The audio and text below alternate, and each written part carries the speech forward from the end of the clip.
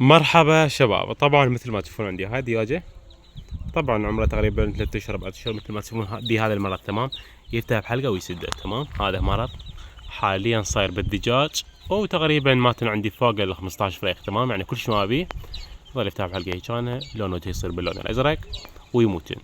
شنو العلاج لهن؟ طبعا ذن الفروخ للاسف يعني ماكو علاج فعال حاليا. مثل ما تشوفون شوف خطيه، دا يموت على البطء تمام.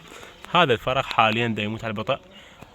وجهه يورم تمام، وجهه يورم ويقوم ما يقدر يمشي، ما يقدر يركض، وسبحان الله يموت. طبعا هذا المرض علاج ما له تمام، علاج ما له. لان رحت على ابو البيطار قلت له عندي هاي الفراخ بهذا الشكل، ووديت له عينه من الفروخ. طبعا هن تقريبا فوق ال 30 فرخ كلهن ماتوا، يعني الحمد لله ما بقى معدهن تقريبا 3 أو 2 صاحيات، والباقي كله مات. طبعا بس اليوم ذبيت فوق ال5 فروخ تمام. وهذا مثل ما تشوف، شوف عمره، شوف قد عمره، شوف عمره اقل اليومين عمره ومات ايضا، اقل اليومين عمره ومات. فيا شباب هذا المرض جدا خطير، اي فريق يصير عندك اعزله.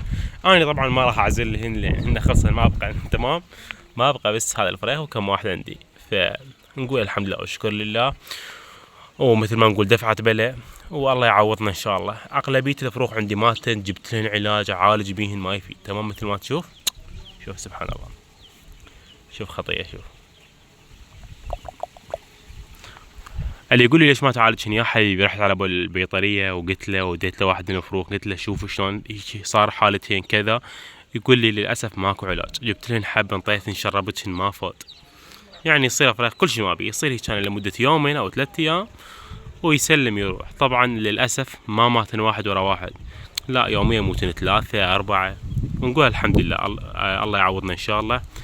طبعا كلش خسرت بيهن من علف ومن مداراة، صار لي 4 اشهر بالمطر وانا اركض وراهن وداريهن، وحاليا مثل ما تشوفون كلهن ماتن. الحمد لله، الله يعوضنا ان شاء الله، الله يعوضنا ان شاء الله.